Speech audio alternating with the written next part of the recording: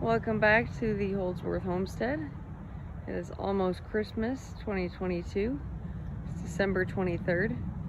And unfortunately, we are doing frost prep. We are looking at below freezing temperatures possibly coming this evening for December 24th and 25th. So we are in frost prep mode. Spent a good part of the day putting up frost cloth, blankets, cardboard, tarps, you name it, fish tanks, trash cans, lights, whatever we can find. Under this structure, we got rebar, got a chicken heat lamp. There's a cecropia under there somewhere. So all in all, covered up about 28 fruit trees, the aquaponics system. So you can see this one, like I said, there's rebar in there. There's a heat lamp in this one. Over there's a peanut butter fruit tree under the trash can. Over here, there's a couple star fruit trees. These hold up a decent amount, but this big one's got a ton of fruit on it, so I keep that one covered. That's mostly what I have covered out front. The other garden, I have a miracle fruit that's got a trash can over it. Most of the stuff that's covered is out back, what I call the tropical fruit tree orchard. You can see that trash can in there. It's covering up a miracle fruit. There's this one root beer plant in here. I stuck a Rubbermaid bin over just because that's a variegated one, so that's kind of a special little mutant that I covered up. A lot of this stuff is kind of deciding what lives and what dies when we sacrifice. Like I've got a sugar apple here that actually produced 7 fruits this year, but it's tough to cover that thing, and the reason that I planted it there is hoping that it gets some warmth off of the brick house. And that thing actually did fine with the earlier frost that we had this year. This is my big ice cream bean that when we had our 2 frosts this year, this thing always takes quite a hit, unfortunately. So no covering up this thing, and just hope for the best on this one. Always turns brown, takes a hit. Just hope that the ambrosia beetles don't get to it too bad. So that one I always take my chances on, unfortunately. The Spanish lime, that'll probably take a hit. My poor bananas, they're just coming back after, we had 2 frosts earlier in 2022, and now we're gonna round out the year with another frost. Really sucks. We had a hurricane, we had a tropical storm. It's been a rough year for weather events. These are 2 miracle fruits that are covered up. Got some landscape fabric and a trash can over those 2. My jaboticaba here is 8-9 feet tall. This poor thing taking his chances.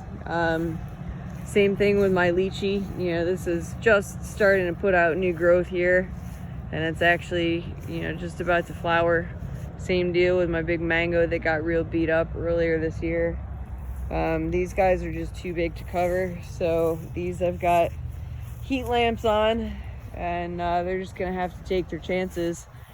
This one, actually, I can see there's a fruit on that guy, and you can see I've got straps on this one. This actually fell over in the last tropical storm, so that's taken a beating. It's been a rough year for my poor fruit trees. This lychee I tried to cover in the last frost that we had in early 2022, put a big tent over the entire thing, and it just, the whole tent just broke, and it's just so massive that it's just so difficult to cover. So got a 500 watt halogen light on this thing, and we'll see what it does. So I've got 5 trees that I put lights on. It's expected to be possibly 32, 30, 28, 2, 3, 4 hours. We'll see what happens. Some of the stuff is just way too big to cover. I've got a wax jambu under that trash can. And again, my poor bananas are just gonna get trashed here with the cold. It's just what happens. Can't cover them all. This is my Malay apple. Built a big old structure around this thing. That was an expensive one, variegated tree. I don't want to lose that. I'm waiting on my Dombea here. This poor thing always takes a beating.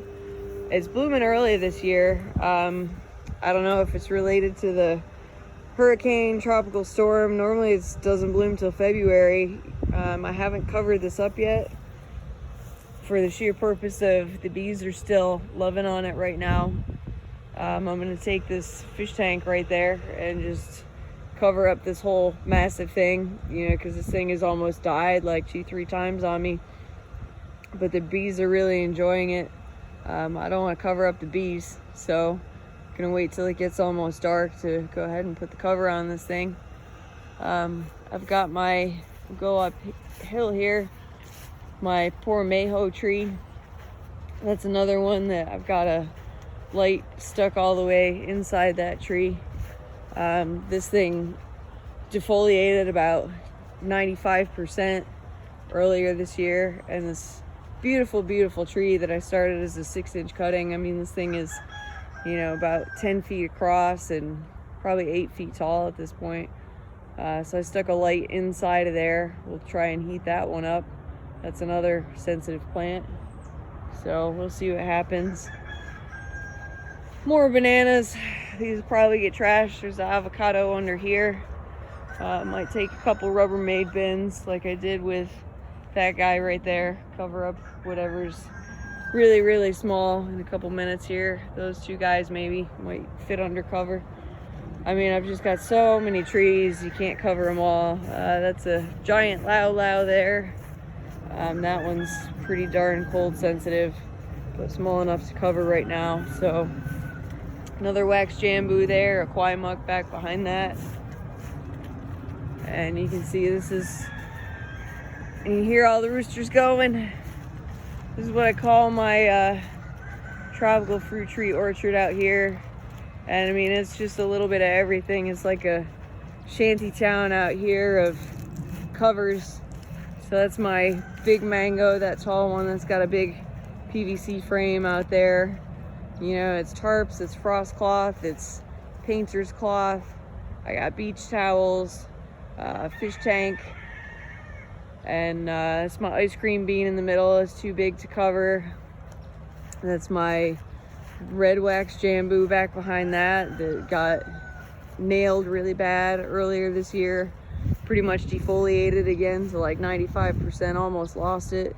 Same thing with that ice cream bean. I mean, these plants have come back beautifully this year and they're about to get nailed again. I got my rainbow eucalyptus all the way out by the pond. That thing's all covered up. Back behind the mango. There we go. With the big old eucalyptus back behind it. Missed an ice cream bean back there. I was gonna cover that one, but just ran out of materials. You know, only so much you can do. So, getting everything covered as much as I can, but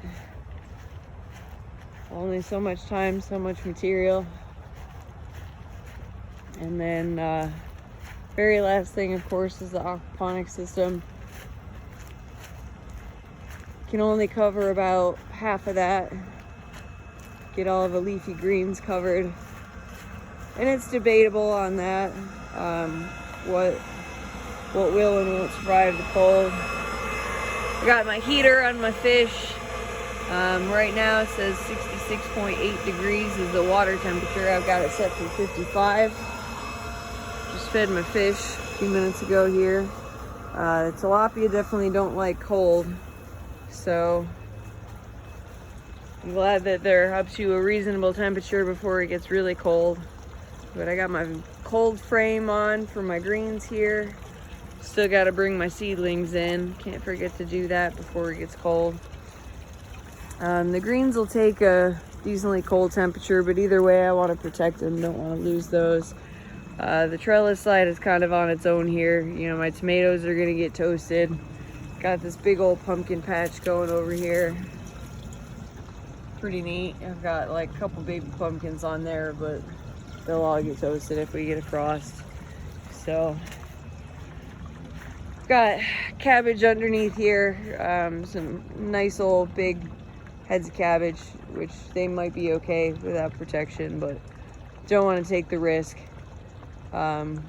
Just again, everything's so big that don't have enough material to cover everything up, but everything should be nice and cozy under here. 67-degree water temperature, keep all that stuff going.